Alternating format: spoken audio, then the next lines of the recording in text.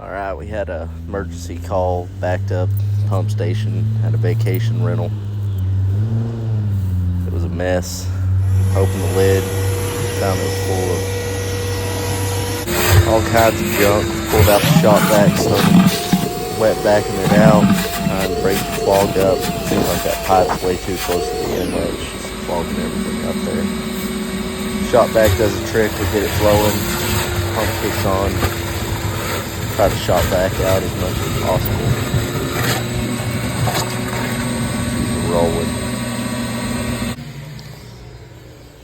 Making sure the float's working on the pump, pump's kicking on.